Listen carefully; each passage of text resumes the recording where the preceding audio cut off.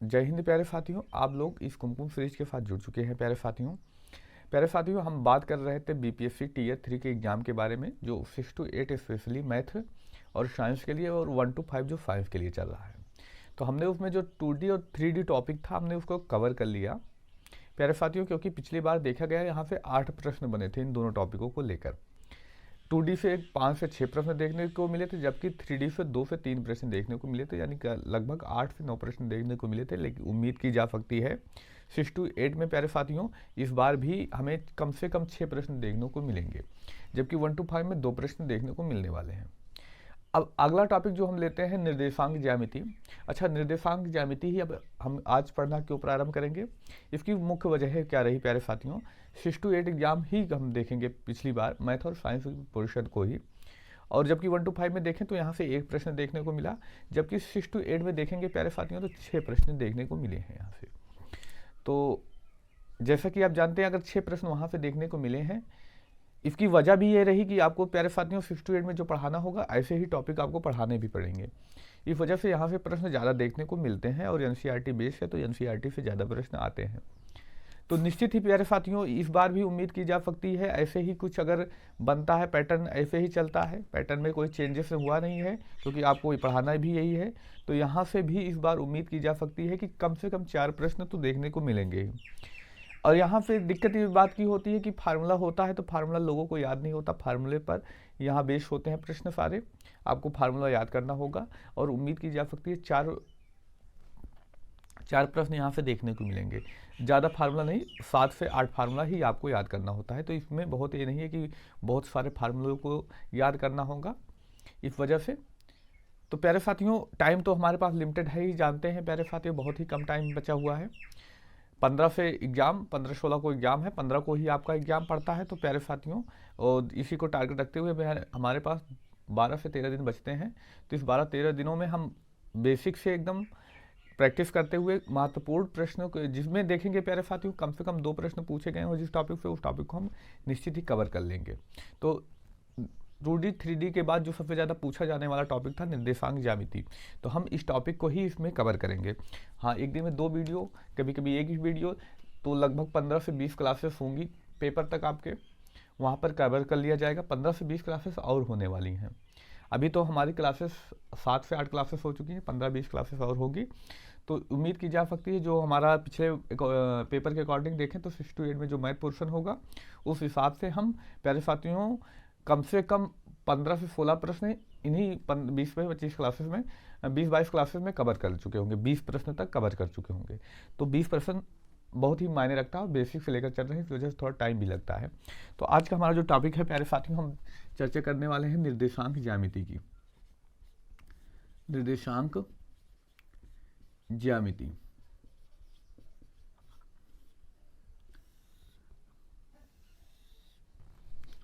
देखिए प्यारे साथियों, दरअसल क्या होता है, टफ इसलिए हो जाता है क्योंकि जब आप हाई स्कूल पास करते हैं, हाई स्कूल या 9th, उसके बाद ये इससे प्रश्नों से मुलाकात इंटर में थोड़ा बहुत होती है, बाकी नहीं होती। जब भी कम्पिटिटिव एग्जाम के क्षेत्र में आप आते हैं प्यारे साथियों, देखते हैं कि वहाँ पे इन टॉपिकों को पूछा नहीं जाता, तो वहाँ पर इतनी वैल्यू इनकी नहीं दी जाती। लेकिन यहाँ पर पेपरों में आपके पूछा जा रहा है, अच्छा खासा प्रश्न पूछा जा रहा है, इसलिए इनकी वैल्यू ज़्यादा हो चुकी है। तो इस वजह से इस क्लास के साथ बनिएगा। आप देखेंगे प्यारे साथियों इसके कुछ बेसिक कॉन्सेप्ट हम देख लें, प्रश्नों को सॉल्व करेंगे, हर फार्मूला देखेंगे, फार्मूला के साथ साथ हम 4 से 5 प्रश्न उससे रिलेटेड जो कुछ बन सकते हैं उसके बारे में डिस्कस करते चलेंगे। और आप खुद से ही थोड़ा बहुत प्रैक्टिस करना पड़ेगा आपको, क्योंकि टाइम लिमिटेड है, तो उसमें आपको खुद से भी प्रैक्टिस करनी ही पड़ेगी। तो आते हैं प्यारे साथियों, हम देखते हैं कि आपने ऐसे कुछ आकृति देखी होगी प्लस का मार्क जैसे, ये क्षैतिज रेखाएं और एक ऊर्ध्वाधर रेखा होती है। तो इन्हीं क्षैतिज और ऊर्ध्वाधर रेखाओं का ही इस टॉपिक में पूरा खेल है। तो देखते हैं प्यारे साथियों, इसको हम प्यारे साथी यक्ष अक्ष कहते हैं।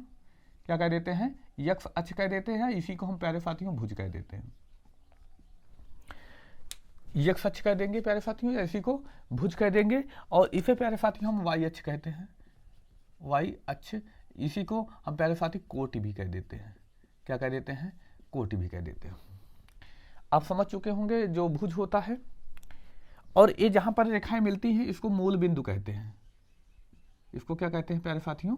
मूल बिंदु। इसका मान कितना होता है 0, x पर भी 0 होता है, y पर भी 0 होता है। अब यहाँ से हमें हर तरफ दिशाओं की गति तय करनी है, किस तरफ हमें जाना है। हम सामने की ओर चलते हैं, इधर की ओर चलते हैं तो हमेशा मान प्लस होगा, यानी जो ये x अक्ष है इधर प्लस होगा। जबकि हम विपरीत जाएंगे तो विपरीत क्या होता है, तो माइनस होता है, यानी इधर हम आते हैं तो इधर का मान क्या होगा, माइनस होगा। और वहीं अगर हम ऊपर की ओर जाते हैं प्यारे साथियों, तो ऊपर की ओर जाने पर मान क्या होगा प्यारे साथियों, ये भी प्लस होगा और इधर नीचे आने की ओर माइनस होगा।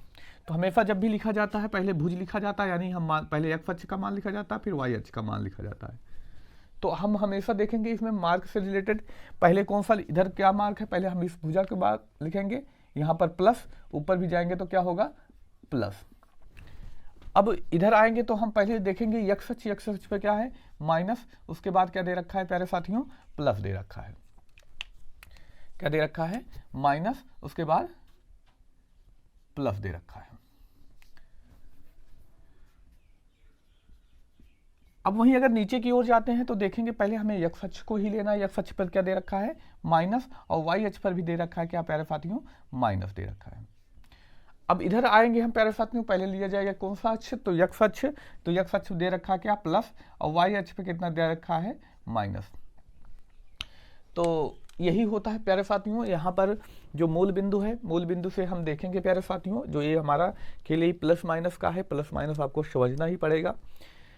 अगर आपको प्लस माइनस के जो सारा फार्मूला बन रहा है, जो कुछ भी बन रहा है, अगर ये समझ में आ जाता है ना तो बहुत आसानी से लग जाएगी फॉले, और कुछ तो फार्मूला आपको पढ़ना ही पड़ेगा। देखेंगे अब ये जो होता है, हम यहाँ से स्टार्ट करते हैं, इसे प्यारे साथियों प्रथम चतुर्थांश कहते हैं, लिख दें इसको प्रथम चतुर्थांश, जबकि प्यारे साथियों इसको द्वितीय चतुर्थांश कहते हैं।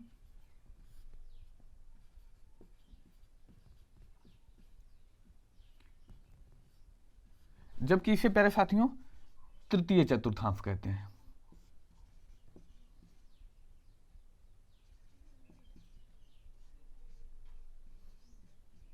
इसको क्या कहेंगे प्यारे साथियों, चतुर्थ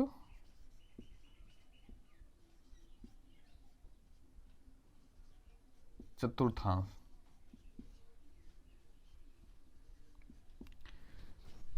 आई होप ये जो आपको बताया गया है ये आप अच्छे से तैयार कर चुके होंगे, क्योंकि सारा खेल जो है इन्हीं का है। अगर आप इतना समझ चुके हैं तो यहाँ पे हम देखेंगे कौन कौन से प्रश्न बनते हैं। आप प्रश्न आसानी से सॉल्व कर सकते हैं, बशर्ते आपको ये पता होना चाहिए।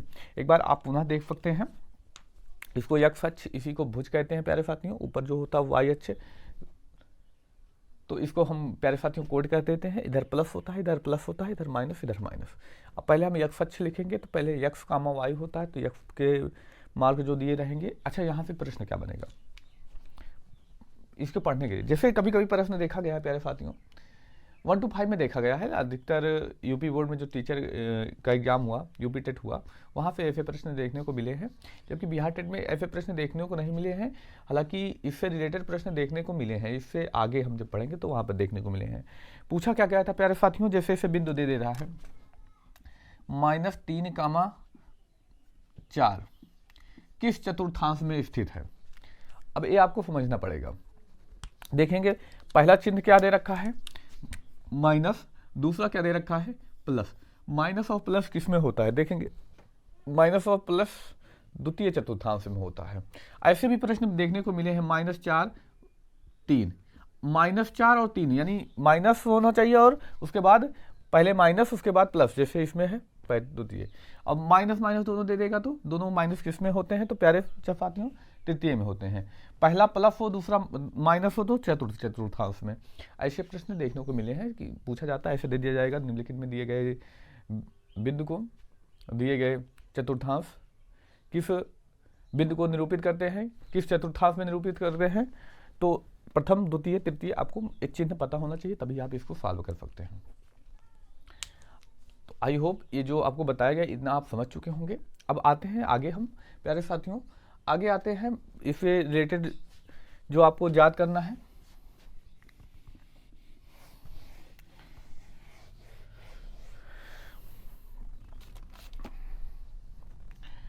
अब देखेंगे प्यारे साथियों, हम चर्चा करते हैं दो बिंदु मान लीजिए कोई ए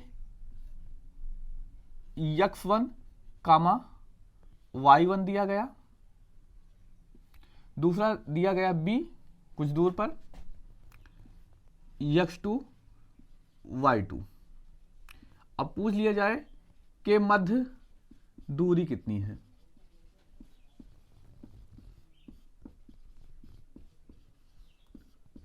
ऐसे प्रश्न देखने को मिले हैं।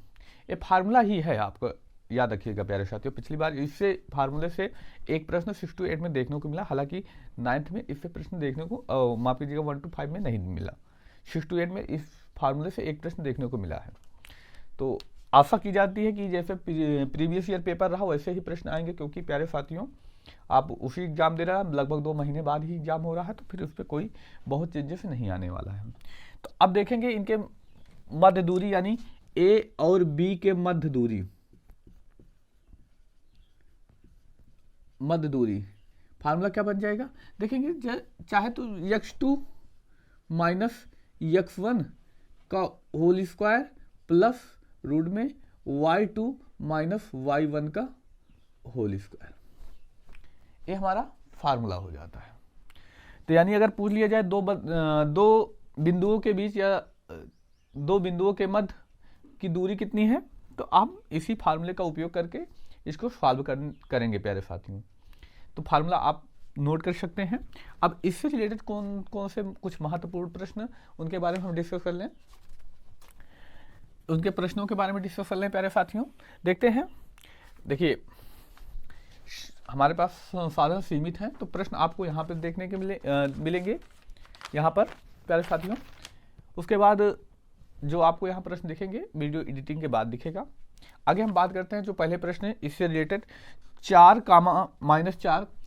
तथा 3, 3 के मध्य दूरी ज्ञात करें, के मध्य दूरी ज्ञात करें। 4, तथा 3, के मध्य देखेंगे प्यारे साथियों क्या दे रखा है। 4, और 3, के मध्य दूरी ज्ञात करनी है। तो हमें इनके मध्य क्या करना है प्यारे साथियों, दूरी ज्ञात करनी है। दूरी ज्ञात करने का फार्मूला दे रखा है, तो हम इसको सॉल्व करते हैं।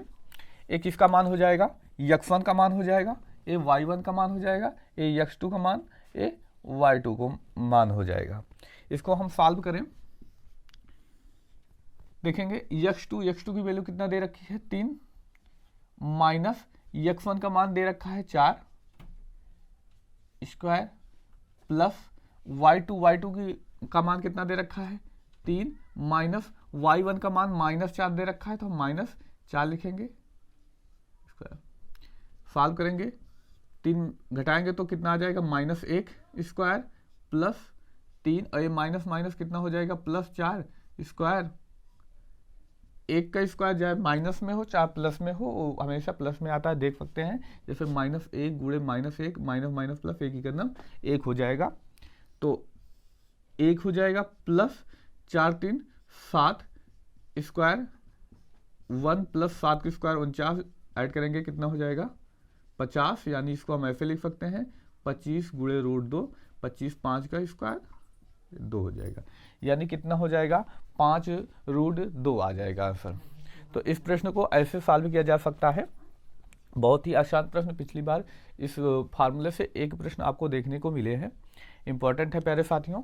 कितना आया है हमारा जो आंसर, तो 5 √2 आया है, यानी कौन सा विकल्प सही होगा, हमारा विकल्प बी इसमें सही होगा। अच्छा, इसका एक से अधिक आंसर नहीं होता इसमें, तो जो हमेशा दूरी होगी वो हमेशा पॉजिटिव आएगी। अगर यहाँ पर माइनस आता है, माइनस वैसे आता नहीं है, माइनस की वैल्यू नहीं होगी, तो हमेशा 5 √2 आया यहाँ पर, तो यह हमेशा पॉजिटिव मान ही होगा। इससे रिलेटेड अब अगले प्रश्न में एक और प्रश्न पर बात करें।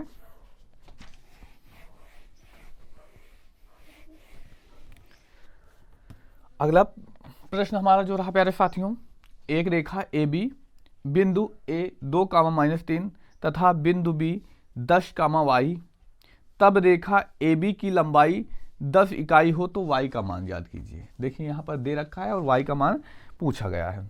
दे रखा क्या है ए बी कितना दे रखा है प्यारे साथियों 2, -3 और दे रखा है 10 कामा y, और इनके मध्य दूरी कितनी दे रखी है, इनकी 10 इकाई दे रखी है। कितना दे रखा है प्यारे साथियों, 10 इकाई। देखिए इकाई का जो शुद्ध रूप वर्तनी की दृष्टि से होता है तो यही होता है। वर्तनी की दृष्टि से अगर देखें शुद्ध हिंदी में तो यही सही माना जाता है, छोटी ई यहाँ पर नहीं होती। आगे हम सॉल्व करते हैं। देखिए वही फार्मूला लगाएंगे, दो बिंदुओं के मध्य दूरी कितना होता है, ए बी के मध्य दूरी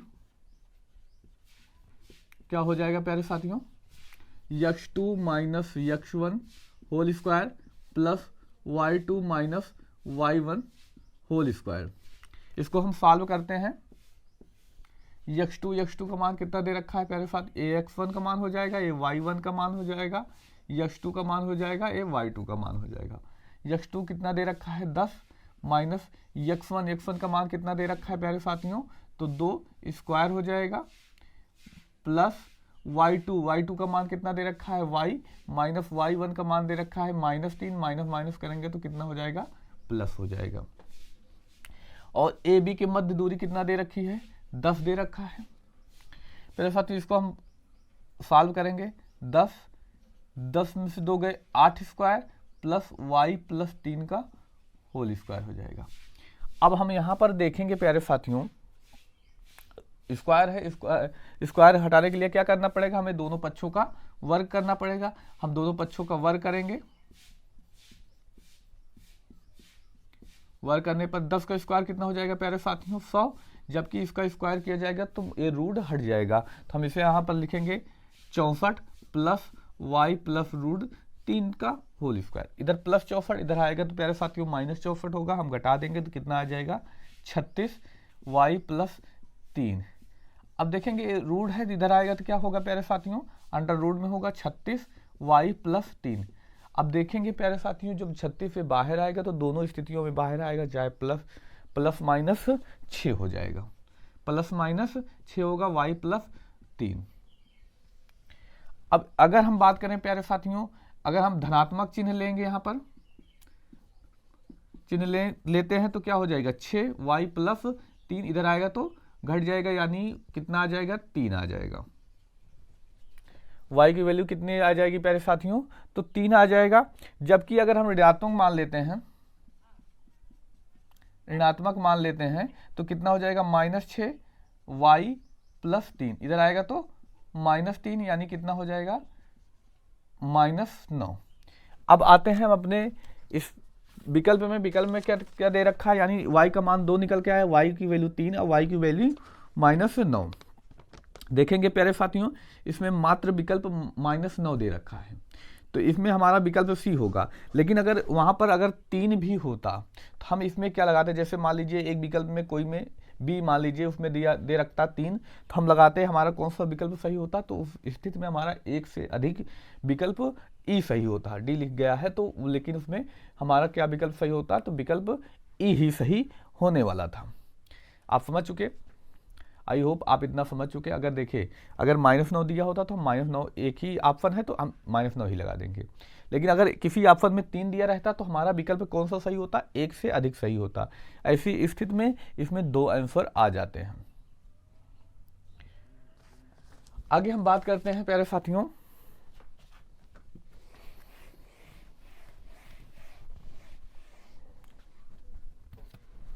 अगले प्रश्न पर।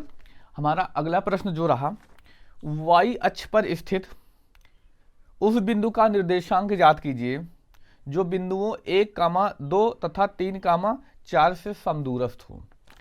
देखेंगे y अक्ष पे कह रहा है, y अक्ष कौन सी रेखा होती है, ऐसी रेखा जो होती है y अक्ष पे होती है। बिंदु कितना दे रखा है 1, 2 और क्या दे रखा है 3, 4 कह रहे हैं। देखिए पहली बात तो कौन सा निर्देशांक पूछा है, तो निर्देशांक हमें याद रखना है प्यारे साथियों, y अक्ष पर स्थित है। अगर y अक्ष पर स्थित है तो x की वैल्यू 0 होगी, अगर x अक्ष पर स्थित होगा तो y की वैल्यू जीरो होगी। तो ये वाई अक्ष पर स्थित है, वाई अक्ष पर स्थित होने के मतलब है कि यक्स का मान जीरो और वाई का मान हम वाई ही मान लेते हैं, यानी वो निर्देशांक क्या हो जाएगा प्यारे साथियों, जीरो कामा वाई, और दे रखा है समदूर, सम मतलब समान दूर मतलब दूरी, समान दूरी पर स्थित है। अब समान दूरी पर कब स्थित होगा, मान लीजिए ए है, ये बी है, यहाँ वो बिंदु दे रखा है सी, हम इसको रख देंगे जीरो कामा वाई, देखेंगे इनके बीच की भी दूरी, इनके बीच की भी दूरी समान है। उसमें प्रश्न में दे रखा है सम दूरस्थ, सम मतलब समान, दूरस्थ मतलब दूरी, समान दूरी पर स्थित है। तो अब इसको हम सॉल्व कैसे करेंगे, तो हम निकालते हैं प्यारे साथियों इनके बीच की दूरी, यानी हम देखेंगे इसको सॉल्व करने के, AC के मध्य दूरी, AC के मध्य दूरी किसके इक्वल होगी, BC के मध्य दूरी, मध्य दूरी। चलिए आते हैं, अब इसको हम सॉल्व करेंगे। पहले हम AC के मध्य दूरी निकाल लेंगे, तो x1 का मान हो जाएगा y1, x2 y2, क्या हो जाएगा x2 माइनस x1, यानी 0 minus 1 whole square plus y2 y minus 2 का होल स्क्वायर, ये रूट में होगा, ये निकल आई किसके बीच की दूरी, AC के मध्य के बीच की दूरी। अब हम निकालते हैं BC के मध्य की दूरी, तो BC के मध्य दूरी निकालें प्यारे साथियों, बराबर BC के मध्य दूरी निकालेंगे तो ये क्या हो जाएगा x2 और x1 y1, ये हो जाएगा x2 y2। अब निकालेंगे x2 माइनस x1, यानी 3 x2 0 माइनस कितना हो जाएगा 3 होल स्क्वायर।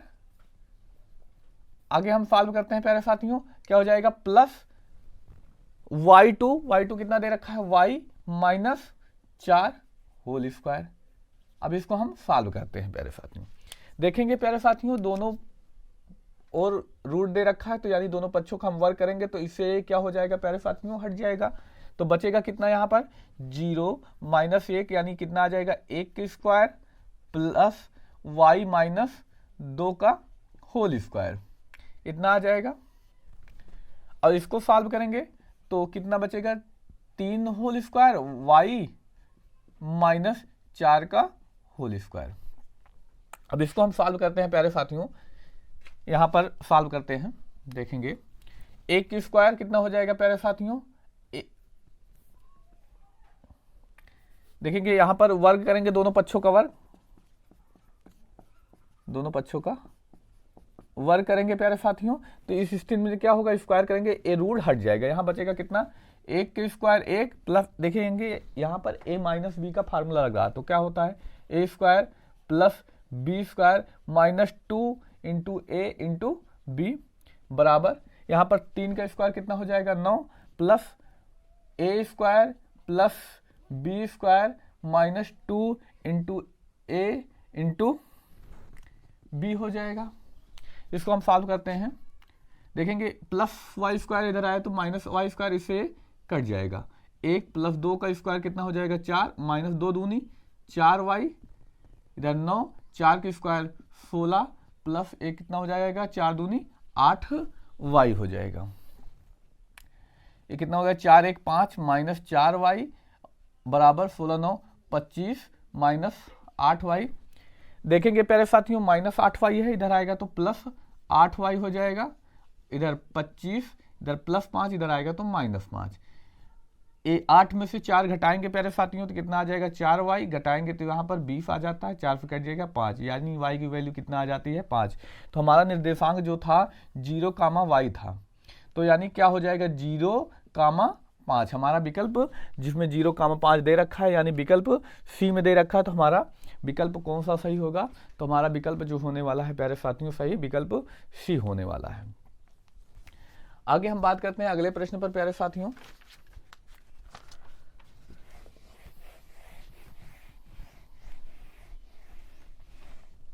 देखेंगे प्यारे साथियों दे रखा है यक्स अक्ष पर स्थित हुआ बिंदु। अब देखिए यहां पर दे रखा है यक्स अक्ष पर, यक्स अक्ष पर कह रखा है वह बिंदु याद कीजिए जो बिंदुओं 3 कामा 4 और 5 कामा 8 अब यक्स अक्ष पे समदूरस्थ दे रखा है, तो याद रखिएगा प्यारे साथियों यक्स अक्ष पे कह रखा तो y की वैल्यू क्या हो जाएगी 0।